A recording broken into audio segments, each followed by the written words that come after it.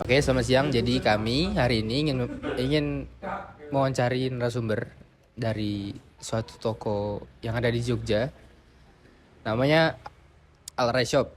Oke Mas, yang pertama saya ingin menanyakan tentang mungkin dari awal Mas ya. Didirikannya kapan Mas? Buat didirikannya tuh awal mulanya Maret 2015. Oke. Dan mungkin cabangnya ada berapa Mas? Kalau buat cabang untuk sekarang ya, yang aktif ada kebetulan ada dua, satu di Jakarta, satu lagi di Jogja. Nah, oke, langsung aja ke pertanyaan inti Mas ya. Nah, apa visi jangka panjang toko Anda? Ya kalau visi ya, visi itu agar menjadi toko elektronik itu yang terpercaya dan terkemuka di Indonesia betul, kayak banyak orang tahu lah toko saya tuh ada gitu. Kayak saya menyediakan produk-produk yang berkualitas, terus yang pelayanan tuh yang bagus, responsif, dan kalau misalnya ada komplain atau apa tuh tanggepin.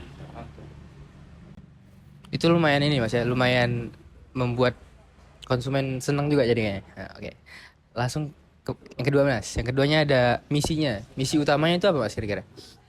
Buat misi workshop saya sih pertama sih menawarkan barang yang berkualitas, Ya. terus memberikan layanan yang cepat, responsif, dan lain-lain, terus menyediakan harga yang kompetitif sama yang lain, jadi kayak harganya nggak timpang jauh, bisa bersaing lah, terus sama eh, biar kalau misalnya pengiriman atau apa tuh cepat lah, jadi prosesnya, jadi nggak harus nunggu kayak 2 hari 3 hari segala macem, sama membuat pengalaman pelanggan tuh menyenangkan lah di marketplace. Ya, makasih Mas. Oke, lanjut ke pertanyaan yang selanjutnya. Yang pertama kami ingin tanya tentang tujuan Mas. Nah, apa saja tujuan jangka pendek dan jangka panjang yang ingin dicapai? Jangka panjang ya, kalau jangka pendeknya dulu ya, jangka pendeknya pasti dapat banyak pelanggan, terus dapat kepuasan pelanggan yang cukup lah, kayak rating segala macam, feedback dari pelanggan tuh yang bagus, terus dapat pelanggan yang loyal pun juga sangat menguntungkan. Kalau untuk jangka panjangnya ya semoga ya bisa buat apa, toko offline-nya lah. Sekarang untuk sekarang baru online-nya doang. Pelanggan loyal tuh kayak gimana Mas maksudnya Mas? Pelanggan loyal tuh yang di online shopnya tuh yang repurchase gitu. Jadi kayak dia beli, habis itu beli terus lah, kayak berkelanjutan belinya, nggak cuma sekali doang. Untuk jangka pendeknya tadi belum ya? Udah terima kasih. Oh, udah. Oke. Lanjut. Bagaimana Anda mengukur keberhasilan dan mencapai tujuan-tujuan ini? Cara mengukurnya, Mungkin jawaban simpel aja Mas, kayak dengan cara apa gitu. ya jangan caranya yang pasti ya berusaha. Maksudnya kayak mengebangun konsepnya tuh lumayan, soalnya kayak rata-rata barang yang saya punya tuh kan kayak barang second ya, itu kan ya, jadi kayak saya harus 24 jam kayak ngecek semua marketplace, terus ngemilih-milihin, ngesortir segala macam yang barang-barang yang benar-benar berkualitas yang bisa buat dijual lagi. Susah nggak sih Mas buat ngeceknya secara terus-terusan terus gitu? Susah buat sekarang, apalagi makin sekarang kan makin canggih ya, jadi banyak orang-orang tuh banyak bisa ngelabuhin lah, jadi kayak ada yang di sekarang ada Everbis segala macem, jadi ya itu harus makin-makin pinter-pinter aja. Oke, selanjutnya saya ingin tanya tentang lingkungan eksternal dan internalnya. Oke? Oke, aman. Yang pertama, lingkungan eksternal dulu, Mas. Faktor eksternal apa yang paling mempengaruhi operasi toko Anda? Pertama pasti teknologi lah, jadi kayak eh itu kan saya jualnya tuh barang-barang IT ya, jadi barang-barang yang saya jual itu sangat berpengaruh buat saya, jadi kayak setiap ada perubahan, kayak misalnya HP yang saya jual nih HP lama lah, sudah ada HP baru, mungkin kan orang banyak minatnya ke HP yang baru, jadi HP saya tuh nggak kejual gitu. Faktor ekonomi juga, apalagi makin sekarang kan kayak di marketplace itu kan kalau mau beli itu ada pajaknya, makin lama makin tinggi, ada regulasi pemerintah juga tentang menjual bisnis online segala macam gitu aja mas, sama kompetisi paling sama. Berarti barang yang Mas punya juga, yang Mas pakai ini juga ngikutin zaman, Mas? Ya, setiap ada update baru, jadi kayak ada barang baru, saya pre-order, saya misalnya beli 3 sampai 4 buat ntar sisanya dijual lagi. Biasanya kan kalau misalnya pre-order tuh dapat banyak bonusnya, entah earphone, entah apa powerbank segala macam. Jadi lebih untung lah buat dijual persatuan. Guys, lebih untung guys. Oke, lingkungan internal. Apa kekuatan utama yang dimiliki oleh toko Anda? Buat kekuatan ya, pasti produk ya, dan pasti produknya itu berkualitas. Terus jualnya tuh nggak sembarangan ya. Terus biasanya produk yang dijual tuh nggak cuma misalnya jual HP, kadang tuh banyak dikasih bonus ya, entah casing, entah casannya segala macem, aksesoris segala macemnya lah. Terus buat operasionalnya, biaya pengirimannya cepat pasti.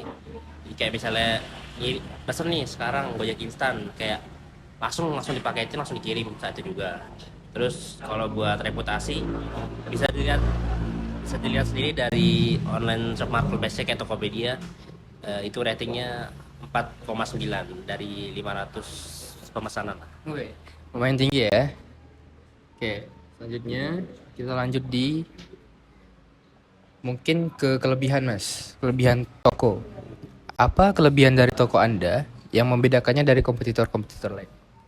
Ya, kalau toko online saya ini sih apa? Jadi nggak cuma buat toko online aja ya. Jadi kebetulan ada YouTube channel juga. Terus juga nggak berkesimpung cuma di online shop doang.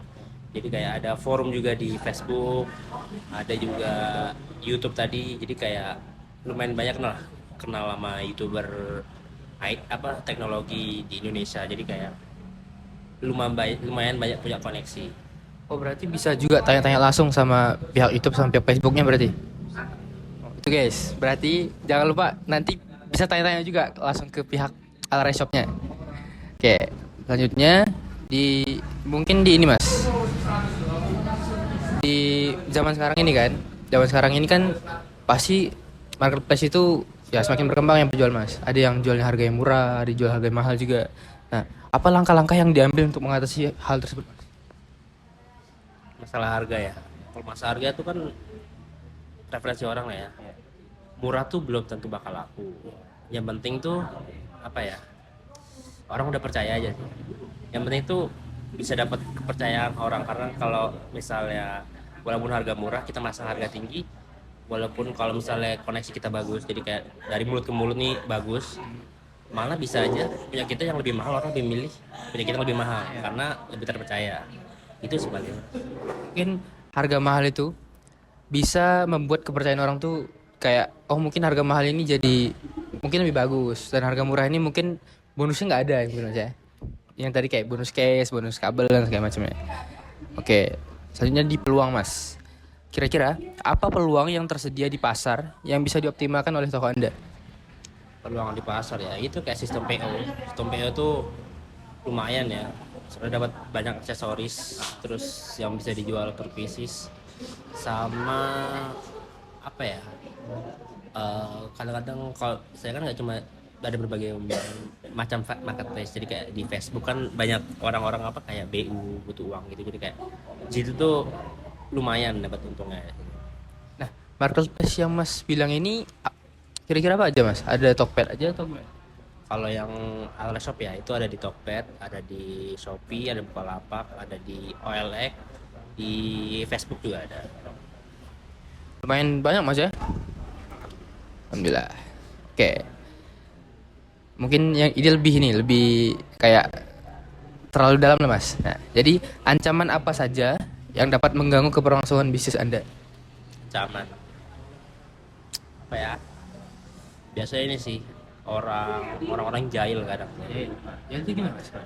Kayak mereka tahu reputasi kita baik, terus jadi mereka kayak mesen barang, terus kayak barangnya tuh kayak dirusaknya sama mereka gitu. Iya, jadi kayak kitanya dijelek-jelekin gitu. Paling ancamannya itu sih Mas. Kalau masalah harga sekarang sih masih aman-aman aja sih. Oh, berarti mereka beli terus dirusak terus jelek gitu. Jahat banget Mas ya. Oke. Oke, langsung lanjut ke bagaimana Anda mengidentifikasi dan menilai faktor-faktor eksternal yang relevan. Kalau faktor eksternal ya, maksudnya kayak gimana Mas? Faktor eksternal tuh Mas, arahnya tuh kayak ke external factor analysis summary. Biasanya itu di dalam bahasa bisnis nih ya. Biasanya disebutnya EVAS. Nah, itu gimana, Mas? Yang relevan sama ini saya Iya. operasional ya itu tadi kompetisi teknologi sama regulasi. Ada itu tiga itu sangat berpengaruh ke online shop. Apa tadi? Regulasi, Regulasi teknologi teknologi. sama Nah, regulasi itu gimana contohnya? ya regulasi pemerintah. Jadi kayak eh, barang-barang tuh nggak bisa dijual seenaknya. Jadi kan saya juga dapat beberapa barang tuh nggak cuma dari Indonesia doang, ada yang dari luar. Jadi yang dari luar itu yang susah dijual. Mungkin kayak misalnya Mas dapat harga murah nih. Harga misalnya aslinya tuh 10 juta. Mas jual 1 juta pun kayaknya kurang ini ya Mas ya. Kurang memenuhi regulasi pemerintah ya. Oke gitu ya. Oke. Lanjut ke ini Mas. Ancaman pendatang baru. Nih. Seberapa besar ancaman dari pendatang baru di toko Anda? Pasti besar lah. Besarnya gimana? Apalagi toko saya kan online shop. Ya. Online shop kan semua orang bisa bikin online shop. Jadi ya itu banyak banget persaingnya. Pasti kan semakin banyak ancaman makin banyak orang yang menjatuhkan. Jadi itu sih saingannya karena semua orang bisa bikin online shop. Cuma semua orang belum tentu punya kepercayaan ya. Percaya Mas ya, yang penting ya. Boleh. Oke. 1-3 oke. Daya tawar pembeli Mas. Nah, seberapa besar kekuatan pembeli dan dalam menentukan harga dan kualitas produk Anda? Kekuatan pembeli ya. Menurut gimana? Mungkin ini balik ke kepercayaan Mas ya. Misalnya si pembeli ini percaya sama nggak sama tokonya gitu. Jadi si pembeli ini ngelihat harganya itu kayak yang tadi, lihat harganya itu kayak mahal pun nggak apa-apa asalkan bagus gitu. Kekuatan ya pembeli sangat berpengaruh sih. Apalagi kalau punya kepercayaan itu pembeli itu bakal kayak nanya paling ya kalau mereka benar-benar minta kurang dikit pasti bakal saya kasih, cuma yang masuk akal lah. Jadi sangat berpengaruh kekuatan daya tawar itu. Oke, lanjut. Sekarang ke ancaman produk nih Mas. Ancaman produk atau jasa pengganti. Apakah ada produk atau jasa pengganti yang dapat mengancam bisnis Anda? Ya jasa maksudnya contohnya Contohnya misalnya toko Mas tutup nih. Ada juga orang yang jual sama kayak Mas, kayak gitu. ada pastinya, cuma kan belum tentu mereka bakal sama kayak toko saya soalnya udah lumayan lah banyak dikenal orang. Kepercayaan itu ya. Ya terus buat networking itu lumayan beberapa channel besar kayak K2 Gadgetin, Droid Lamp segala macam itu udah kenal juga beberapa kali, sempat diundang acara launching handphone kayak Oppo, Huawei, Samsung segala macam. Mungkin gini Mas ya, mungkin karena orang-orang tuh pada ngelihat Masnya udah kerjasama sama pihak-pihak gede. Jadi orang tuh yang udah fans dari mereka dan ngelihat toko Mas ya, berarti mereka ngelihat barang Mas tuh udah bagus gitu kan. Ya. Oke, selanjutnya bagaimana toko Mas ini beradaptasi dengan ancaman ini? Buat beradaptasi ya, beradaptasinya ya pasti, apalagi soal harga ya, itu pasti selalu ngulik harga yang dari semua harga yang kita lihat tuh kita kasih titik tengahnya. Gimana Jadi- Mas caranya? jadi kayak misalnya banyak orang yang jual di angka range 15 paling tinggi tuh, ada juga orang naruh 11. Nah kan orang mikir kalau misalnya jual di 15 mahalan, di 11 kerendahan, dan juga belum terpercaya, kadang jual murah tapi banyak kurangnya. Iya. Jadi saya jual misalnya kayak di 12 13, cuma dengan rating atau kepercayaan yang lebih dari mereka biar bisa dipercaya. Soalnya zaman sekarang juga banyak masih yang nipu-nipu gitu. Dia bilang barangnya masih bagus, kualitasnya bagus, tapi udah lecet-lecet atau baterainya udah bocor atau gimana gitu kan. Oke. Ini pertanyaan terakhir nih, Mas. Persaingan antar perusahaan yang Mas punya. Bagaimana Masnya menggambarkan tingkat persaingan di toko Masnya? Saingan antara konsep lain Ya. sangat tinggi pastinya dong, karena semua orang bisa membuat online shop. Maksudnya bagaimana Masnya bisa menaikkan persaingannya? Oh, naikkan persaingannya. Biar masuk berada di paling atas terus? Itu sih. Pertama, kepercayaan. Dua, promosi. Apalagi di Facebook. Saya ada forum dan jadi admin. Nah itu dari situ banyak, udah 20 member sekian. Nah itu kan lumayan buat bikin kepercayaan. Jadi kayak biar persaingan yang berkurang. Terus ini yang benar-benar terakhir nih, Mas. Oke. Strategi apa yang diterapkan toko untuk tetap kompetitif? Strateginya nih. Kayak saya bisa bikin promosi yang lebih gede nih daripada toko lain gitu. Nggak ada sih mas, maksudnya kayak strateginya ya pastinya ya biasanya tuh gara-gara dari orang udah percaya, jadi dari mulut ke mulut biasa mereka tuh, jadi mereka udah nggak ragu lagi buat beli, jadi Berarti kayak kuncinya tuh kepercayaan, Mas ya. Itu aja guys. Sekian dari wawancara dari narasumber kami dari Mas Presali. Ada pesan-pesan, Mas? hmm, stop jual barang KW. Itu guys. Udah cukup.